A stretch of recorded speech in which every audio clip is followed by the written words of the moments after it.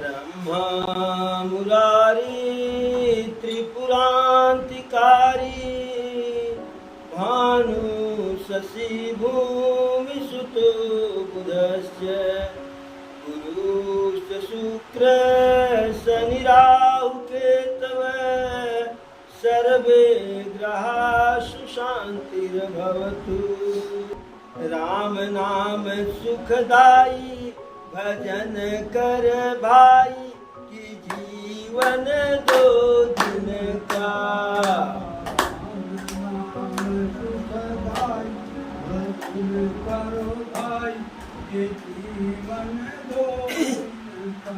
हरे राम नाम सुखदाई भजन कर भाई कि जीवन दो दिन का।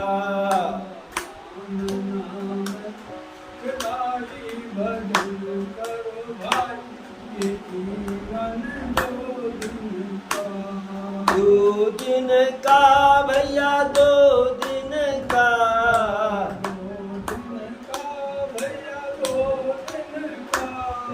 राम नाम सुखदाई भजन कर भाई कि जीवन दो दिन का।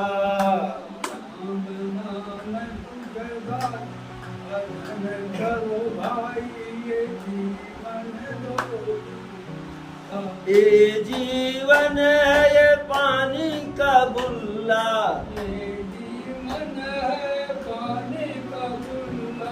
पानी का बुल्ला पानी का बुल्ला।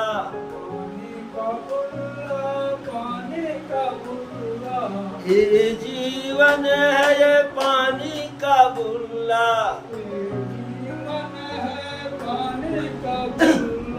पानी का बुल्ला बाबू पानी का बुल्ला।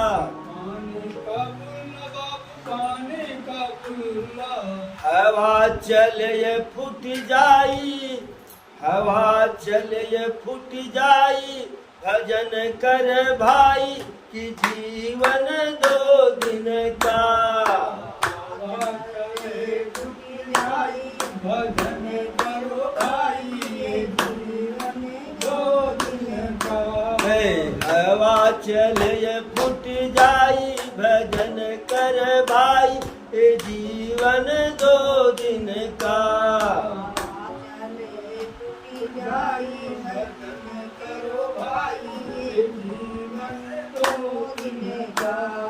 राम नाम सुखदाई भजन कर भाई कि जीवन दो दिन का।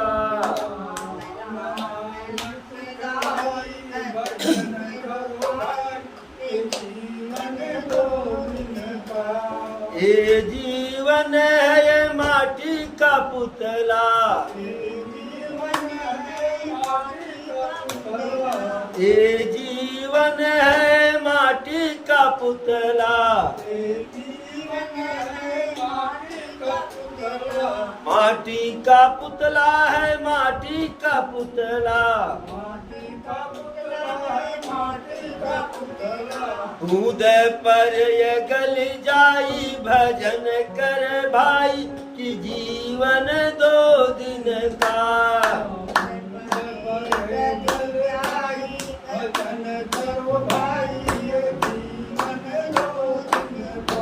हरे बूंद पर ये गल जाई भजन कर भाई कि जीवन दो दिन का।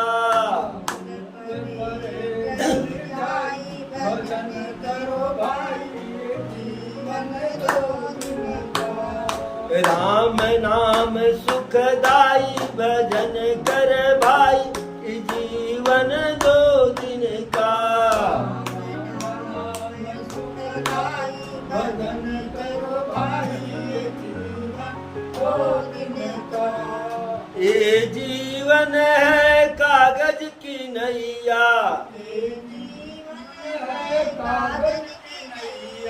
ये जीवन है कागज की नैया। कागज की नैया है कागज की नैया।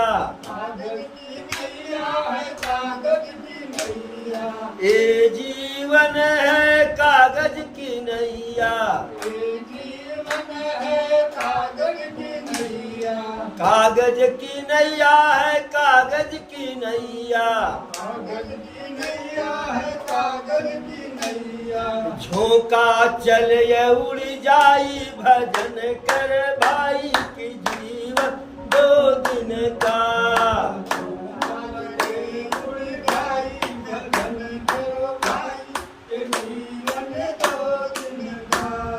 झोंका चले उड़ जाई भजन कर भाई की जीवन दो दिन का।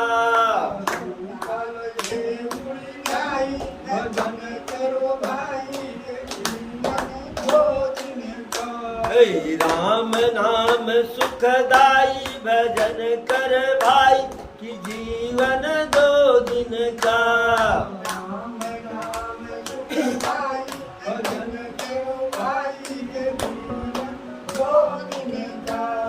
ये जीवन है कोरा कागज, ये जीवन है कोरा कागज, ये जीवन है कोरा कागज, ये जीवन है कोरा कागज, कोरा कागज है कोरा कागज, कोरा कागज है कोरा कागज। राम लिखे बन जाई भजन कर भाई ओ जीवन दो दिन का।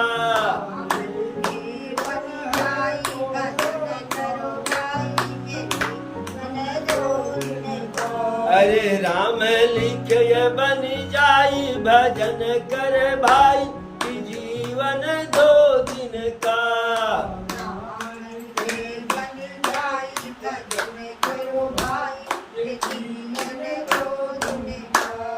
राम नाम सुखदाई भजन कर भाई की जीवन दो दिन का।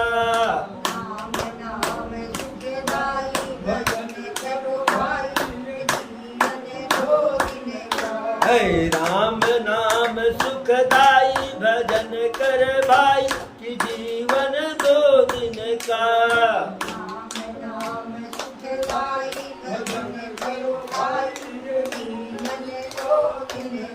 एक बार बोलो प्रभु श्री रामचंद्र की। तो यह जीवन मात्र 2 दिन का है। यद्यपि भजन में 2 दिन कहा गया है, लेकिन ये जीवन है पानी का बुल्ला, हवा चले फूट जाएगी। तो पानी के बुल्ला का कोई मियाद नहीं होता है, उसी प्रकार से जीवन का भी कोई जो है मियाद नहीं है, कोई वारंटी और गारंटी नहीं है। बस कोरा कागज की तरह से हमारा जीवन है।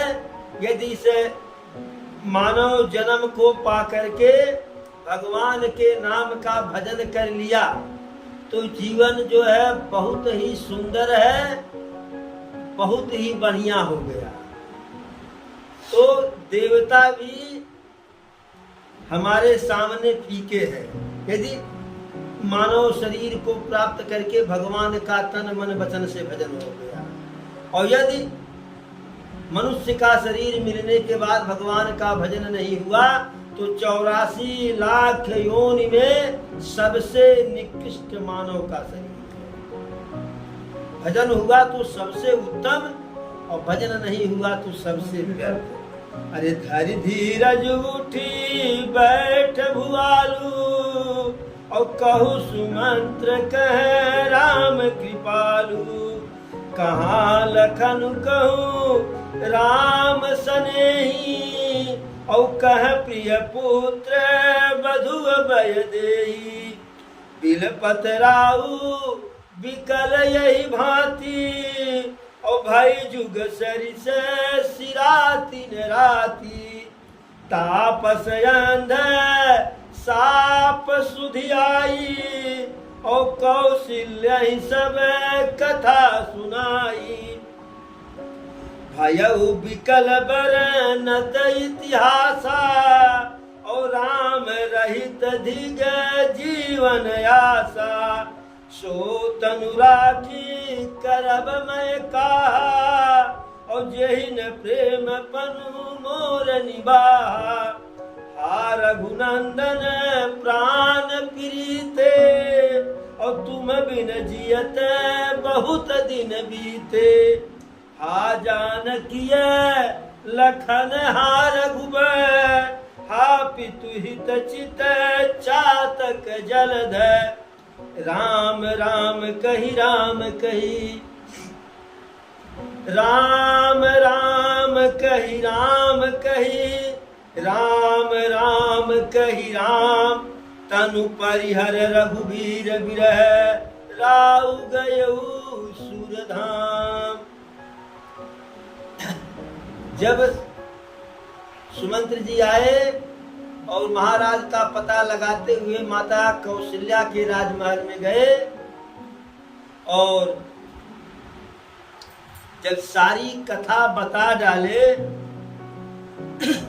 तो सुन करके जो है महाराज एक तरह से मूर्छित सा हो गए, गला अवरुद्ध हो गया, कुछ बोल नहीं पा रहे थे। तो धर धीरज उठी बैठ हुआ, बहुत हिम्मत करके दशरथ जी उठ करके बैठे और कहे, अरे कहु सुमंत्र कहे राम कृपालु। हे सुमंत्र जी, कृपा के सागर राम कहाँ है, मेरा लक्ष्मण कहाँ है, और मेरी पुत्र वधू सीता कहाँ है। इस प्रकार से विलाप करते हुए बार बार सुमंत्र जी से, हे मित्र मुझे राम को दिखाओ, राम कहाँ है। हे मित्र मुझे मेरा लखन दिखाओ, मेरी बहू जानकी दिखाओ।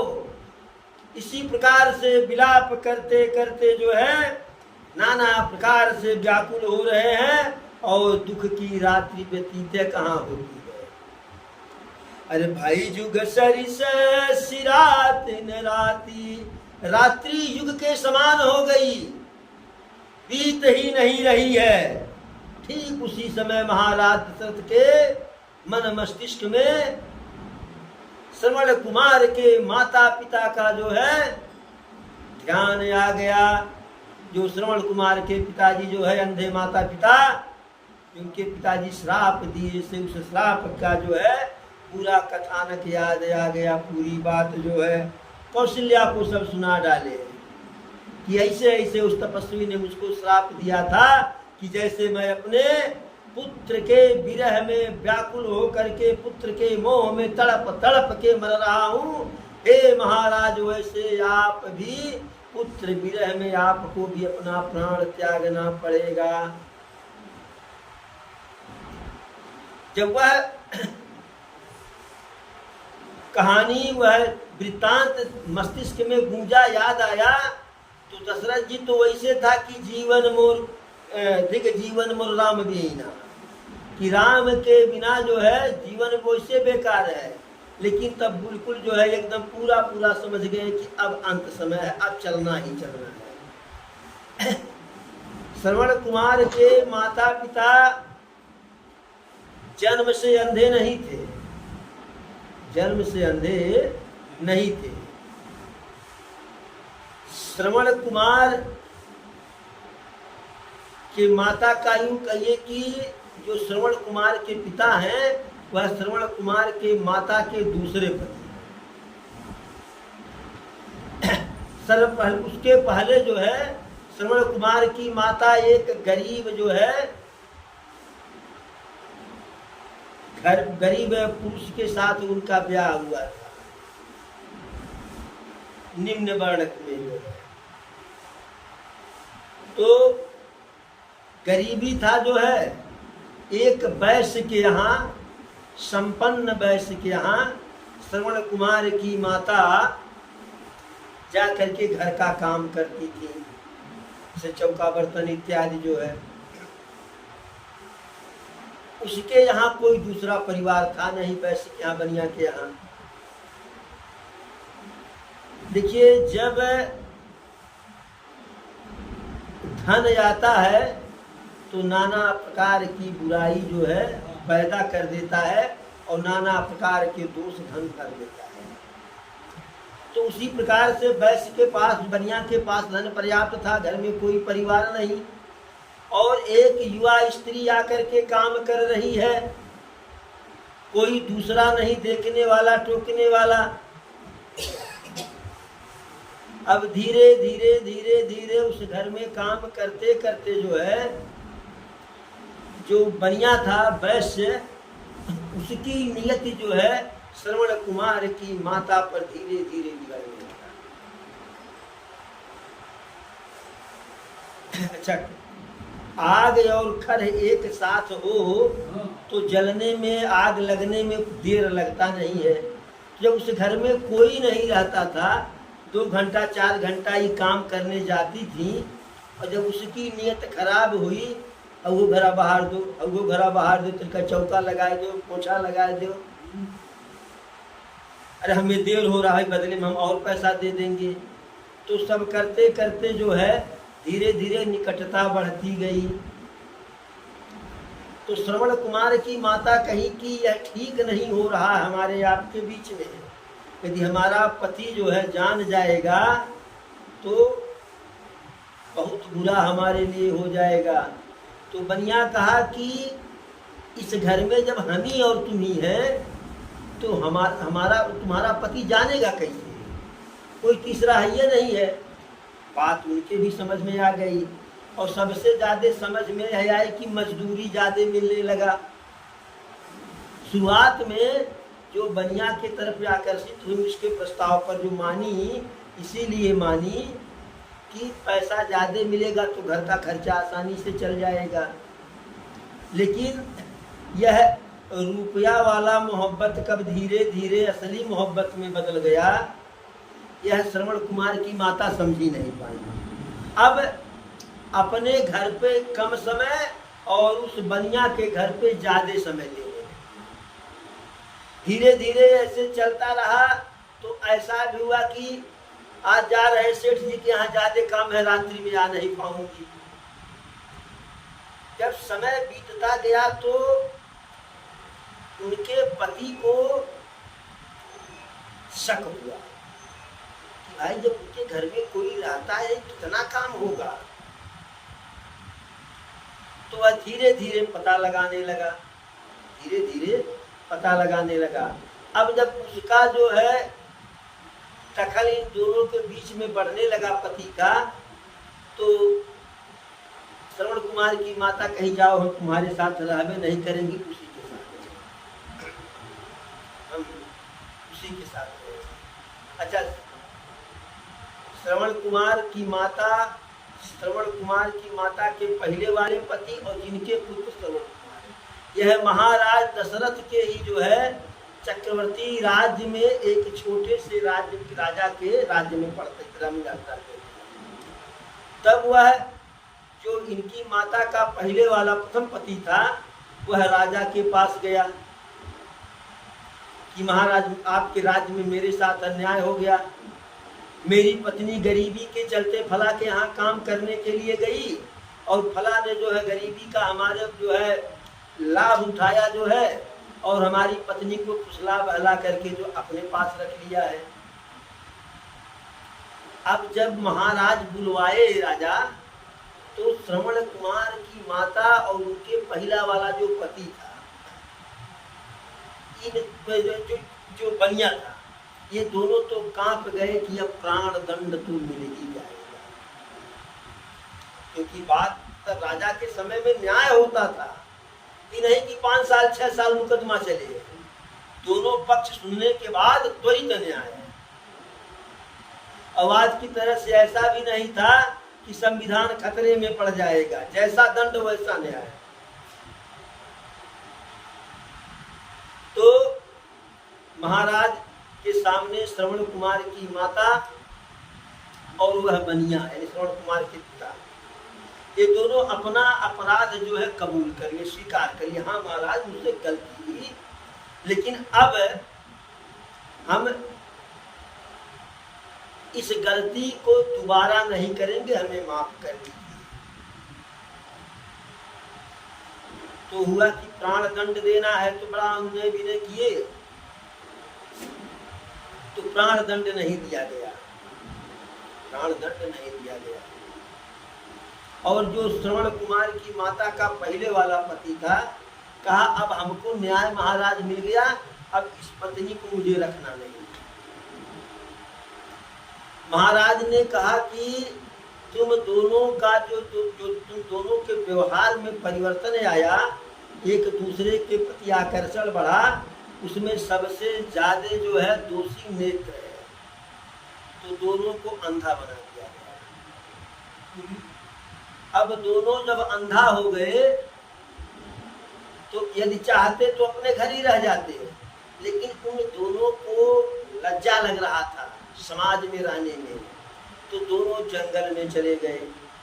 और जंगल में चले गए तो बहुत दिन तक तो किसी से न कुछ बोलना न चालना, एकांत जीवन व्यतीत करते थे।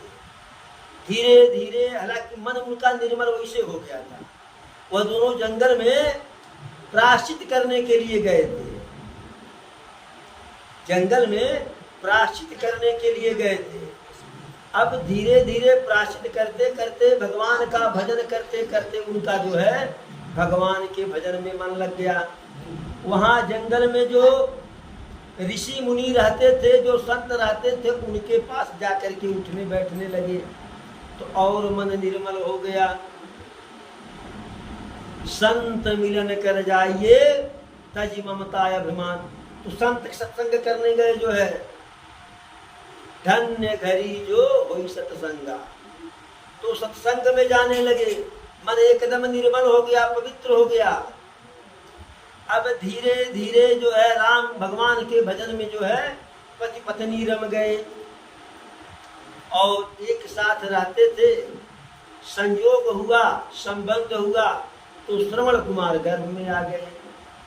क्योंकि जिस समय श्रवण कुमार गर्भ में आए तो इन पति पत्नी के अंदर कोई जो है कुवृत्ति नहीं थी, मन बिल्कुल निर्मल था, भगवान का भजन करते थे, हर कार्य प्रभु की कृपा को मान करके करते थे, स्वीकार करते थे, ऋषि मुनि के सत्संग में रहते थे। इसलिए श्रवण कुमार जो है इतना सज्जन जो है बालक पैदा हुए, इतना जो है सद्गुणी पैदा हुए। ब्राह्मण के लड़के नहीं थे, पिता बनिया, माता शूद्रवर्ण की, लेकिन सद्गुण इतना हावी था जो है कि जो इनको देखते थे जो है वह इन्हें जो है ब्राह्मण ही मानते थे। श्रवण कुमार को ब्राह्मण ही मानते थे। तो धीरे धीरे बड़ा हुए श्रवण कुमार, पढ़े लिखे, कुछ नौकरी इत्यादि करने लगे। तो अब जब तक घर पे रहे तब तक जो माता पिता का देखभाल करते थे, सुबह शाम देखभाल करते थे, रात्रि में देखभाल करते थे। लेकिन जब नौकरी के लिए चले जाते थे, काम करने के लिए, तो अंधे माता पिता का देखभाल कौन करे। तो योग्य थे ही, विवाह का प्रस्ताव कहीं आया तो एक जो है स्वीकार कर लिए, इस उम्मीद से कि हमारे न रहने पर हमारे माता पिता का जो है ध्यान रखेंगे। श्रवण कुमार जब जाते थे काम पर तो बता करके भी जाते थे कि जो है माता पिता का ध्यान रखना। लेकिन जो पत्नी आई श्रवण कुमार की स्त्री बड़ी ही कलमुही थी, कलयुगी थी। वह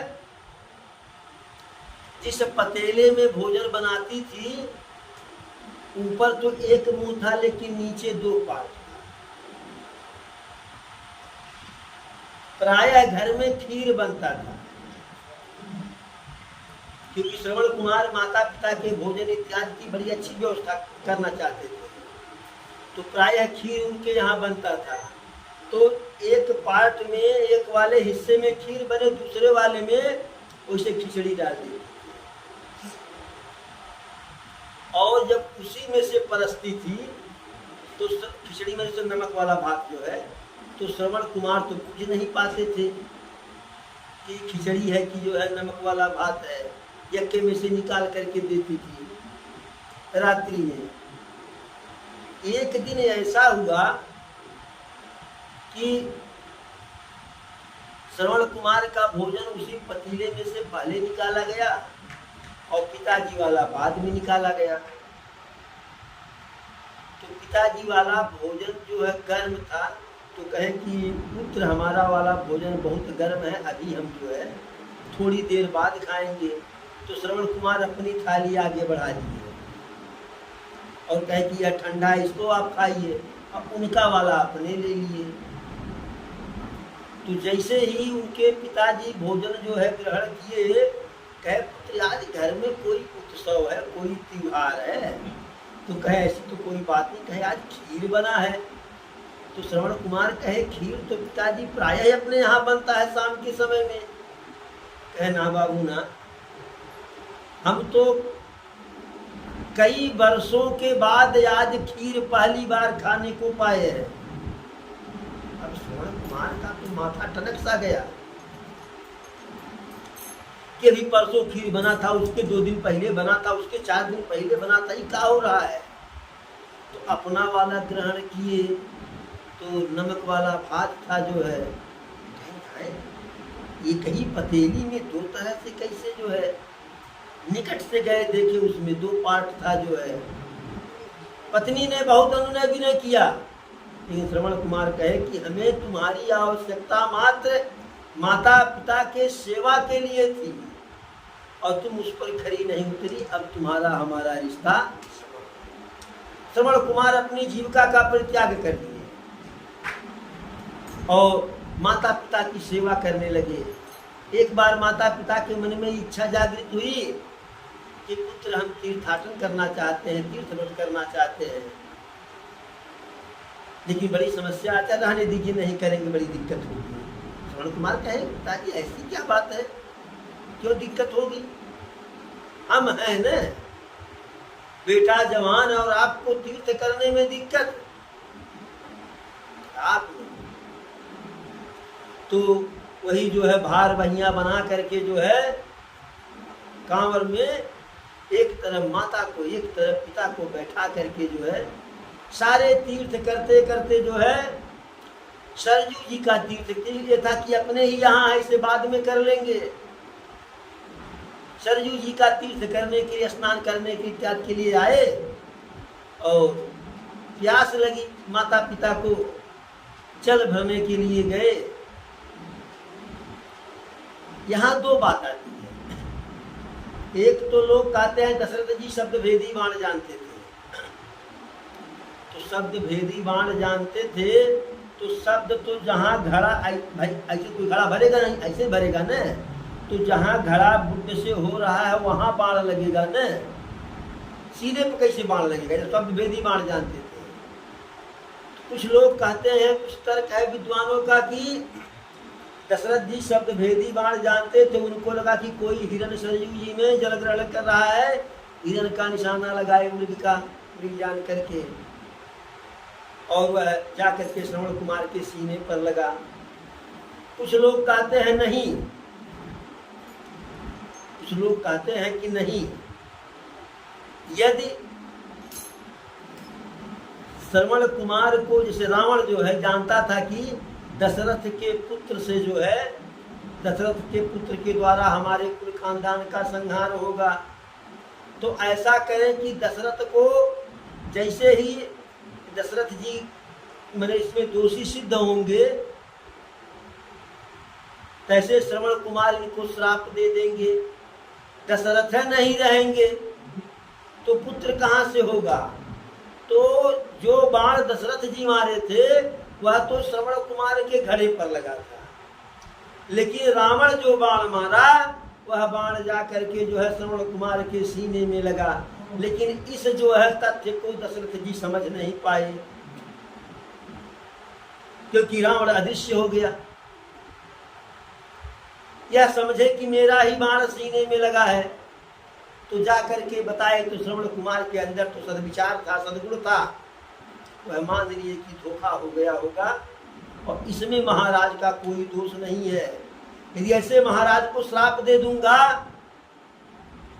तो अयोध्या यह पुत्र, इनके पास कोई संतान भी नहीं है, तो राज सिंहासन पे कौन विराजमान होगा, और राज सिंहासन पे कोई मान लीजिए दूसरा विराजमान हो जाए तो इनकी तरह से प्रजा का पालन पोषण नहीं कर पाएगा।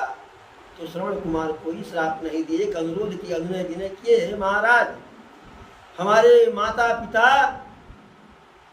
प्यास से पीड़ित हैं, हम उन्हीं के लिए जल लेने के लिए आए थे, आप जल ले जा करके हमारे माता पिता को जो है जल ग्रहण करा दीजिए। तो दशरथ जी जाते हैं जल ग्रहण कराने के लिए। तो पूछते हैं श्रवण कुमार के माता पिता, पुत्र इतना विलंब कैसे हो गया, बड़ी देर लगा दी, अभी कुछ बोल ही नहीं रहे हैं, कुछ बोल ही नहीं रहे हैं। तब उनको शक हुआ जो है कि मेरा श्रवण नहीं है। तो दशरथ जी कहे कि हम बताते हैं आपके पुत्र कहाँ हैं, पहले आप जल ग्रहण कर लीजिए। तो जल ग्रहण कराए, उसके बाद तब बताए कि ऐसी ऐसी दुर्घटना हो गई। तो श्रवण कुमार तो नहीं श्राप दिए, लेकिन उनके पिताजी श्राप दिए कि जिस प्रकार से पुत्र के विरह में, पुत्र के मोह में व्याकुल होकर के मेरे प्राण निकल रहे हैं, उसी प्रकार से मैं तुम्हें श्राप देता हूँ कि तुम भी अपने पुत्र के विरह में, पुत्र के मोह में तुम्हें भी अपना प्राण त्यागना होगा। यह कथानक रही जो है। और ऐसे जो है राम राम रटते हुए दशरथ जी अपने प्राणों का परित्याग कर दिए जो है। लोगों ने चर्चा करने लगे लोग कि जिंदा और रहने का रहस्य तो दशरथ जी ही जाने जो है। प्रभु श्री राम के मुख को देख करके मुखारविंद को जीवित रहे और उनके विरह में जो है अपने प्राण गंवा दिए। सारी रानियां शोक में व्याकुल होकर के रोने लगी एक कैकेयी को छोड़ करके। महाराज दशरथ के बल तेजशील विचार की बड़ाई कर करके सब रोने लगी, अनेक प्रकार से विलाप करने लगी जो है। जमीन पे बार बार सिर को पटक रही हैं। सारे नगरवासी रुदन कर रहे हैं और कह रहे हैं कि आज रघुकुल का सूर्य, रघुवंश का सूर्य जो है, सूर्य वंश का सूर्य आज जो है अस्त हो गया जो है। हर कोई कैकेयी को गाली दे रहा है, उलाहना दे रहा है कि इस कैकेयी ने अवधवासियों को नेत्रहीन आज बना दिया। इस प्रकार से सारी रानियां विलाप करती हैं। वशिष्ठ जी का आगमन होता है तो वशिष्ठ जी सबको शरीर का जो है छित जल पावक गगन समीरा पंच तत्व रचित आधम शरीरा, कि यह शरीर जो है नश्वर है और जीव अमर है। तो जीव तो अमर है तो जीव मरा नहीं, और शरीर नश्वर है जो सामने पड़ा है, तो क्यों रो रही हो। सबको ज्ञान की बात बताए, इतिहास की बात बताए, पुराण की बात बताए। तेल और सुगंधित द्रव्य में बढ़िया बढ़िया सामान में चंदन इत्यादि का लेपन करके महाराज दशरथ जी का जो है शरीर सुरक्षित रखा गया और धावक को भेजा गया कि जा करके भरत शत्रुघ्न को बुला ले आओ। उनसे कुछ मत कहना, सिर्फ जा करके यह कहना कि वशिष्ठ गुरुदेव तुम्हारे तुमको बुलाए हैं। और जैसे जो है हमारा बात कहेंगे, हमारा नाम लेंगे, तैसे जो है वह जो है दौड़ करके चले आएंगे। और उधर जो है भरत जी नाना प्रकार के उल्टा सीधा सपना देख रहे थे कि कहीं हमारे अयोध्या में कुछ अनर्थ न हो जाए, इसलिए प्रतिदिन जो है शंकर जी की पूजा करते थे, ब्राह्मणों को दान देते थे, ब्राह्मणों का आशीर्वाद लेते थे, नाना प्रकार से अभिषेक करते थे और बार बार जो है शंकर जी से, माता पार्वती जी से, गणेश जी से मनाते थे कि हमारे अयोध्या, हमारे पिताजी, हमारे सारे भाई, हमारा सारा परिवार से कुशल हो। ठीक इसी प्रकार जो है उसी समय धावक वहां जा करके पहुंचा और बताया कि ऐसे ऐसे, मैंने सारा समाचार नहीं बताया, कहा कि गुरु जी आपको बुलाए हैं। और गुरु जी का जो है, अरे यही विधि सोचत भरत मन धावन पहुँचे आय, यही विधि सोचत भरत मन धावन पहुँचे आय, गुरु अनुशासन श्रवण सुनी चले अगन सुमनाय। जैसे गुरुदेव का आज्ञा सुने कान में, तैसे गौरी गणेश को मना करके जो है चल दिए। वायु वेग से जो है घोड़े को रथ को हाँक रहे हैं और बहुत जल्दी अयोध्या में पहुंच गए। तो एक बार बोलो प्रभु श्री रामचंद्र की, पवन सुत हनुमान की, चारों भैयन की, चारों मैयन की, अपने अपने माता पिता की, अपने अपने गुरु गोविंद की, धर्म की, धर्म की, अधर्म का, प्राणियों में विश्व का। हर हर पार्वती पतये नमः।